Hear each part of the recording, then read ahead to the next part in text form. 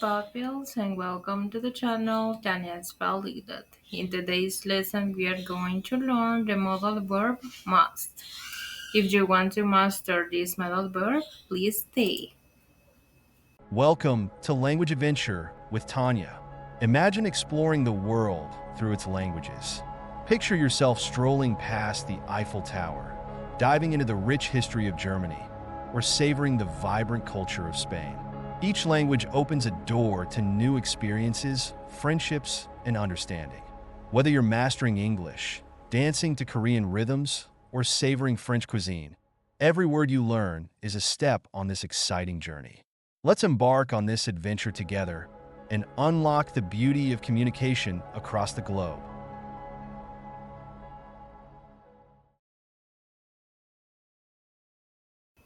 So, guys, to begin with, you must be wondering, but what is a modal verb?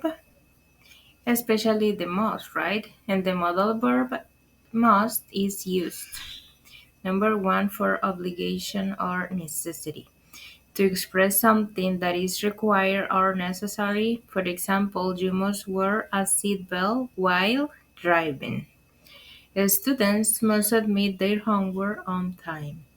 Then we have number two, it is used for prohibition, negative must not, to express that something is not allowed or forbidden. For example, you must not smoke in this area. Children must not play near the road. So then we have for logical deduction, to express a strong logical conclusion based on evidence. For example, she must be at home because her car is in the driveway. You must be tired after working all day. Then we have rules or laws, used to describe formal regulations or laws. For example, employees must wear identification badges at all times. Passengers must shop their tickets before boarding. So now guys, let's learn the affirmative form for these sentences. We have the subject in blue, the modal verb must in red, and the base form of the verb in green plus the complement. For example, you must wear a helmet. You must brush your teeth every morning and night. We must drink enough water to stay hydrated. I must go to the grocery store today. She must take her medicine on time. They must arrive at the airport 2 hours before the flight. Then we have here, guys, the negative structure for negative sentences when you want to say not using must. We have the subject in blue, must not or mustn't. It's up to you if you want to use with contraction or without a contraction. But in both cases is grammatically correct. Then we have the base form of the verb plus the complement. You must not use your phone during the meeting. We mustn't forget the appointment. She must not speak loudly in the library. They mustn't touch the painting. I must not eat too much junk food. Then we have here, guys, when you want to make questions, right? We have the interrogative form. We have, as always, as any grammar structure in English, must from the beginning. Then the subject, then the base form of the verb, and then the complement and the question mark at the end. For example, must I wake up early tomorrow for the meeting? Must we bring our own food to the picnic? Must he call her every day? Must they clean their rooms before going out? Must you study for the exam this weekend? So now guys, let's see the uses for must. We will use must for obligation. You must study hard to pass the exam. For example, it's your obligation as pupil, right? To get good grades in your exams especially. Then we have prohibition. You must not smoke here.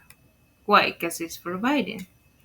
Then we have logical deduction. She must be at home because the lights are on. This is a logical deduction. when you have an argument and you think this could be happening, right? So be careful in those details and you will understand how the modal verb must works. So let's see important notes. Must does not change for different subjects. For example, I, you, he, she. We will always use must, or mustn't, or must not. Anything else. Just that. It won't change like in other grammar structures, so be careful in those details. And also, it is used in formal or strong situations. Like previously, we said like logical deduction. If you see in a house the lights on, you will think that someone is in the house, right? So you could deduct saying someone must be at home using the modal verb must. Then we have here this other example of these two cars that crashed. And for logical deduction, you think it must be broken because you are seeing the damage in the car, right? So you think it must be broken. So now, guys, after all that information that I give you about modal verbs, it's time to make an activity time. Don't be afraid and prepare those beautiful fingers to write down below in the comments your answers. And the exercise says, fill in the blanks. Use must or must not or mustn't. It's up to you guys, like I said previously. And let's see, do you study for the exam? We not run in the hall. She finished the project today. So guys, what do you think that are the answers for these sentences? I don't know. Write it down below in the comments and I'll be reading those comments.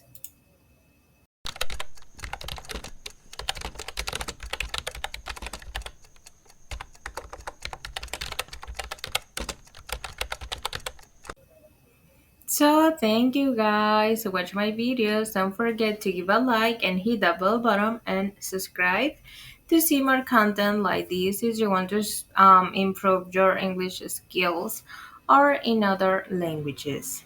See you soon in the next lesson.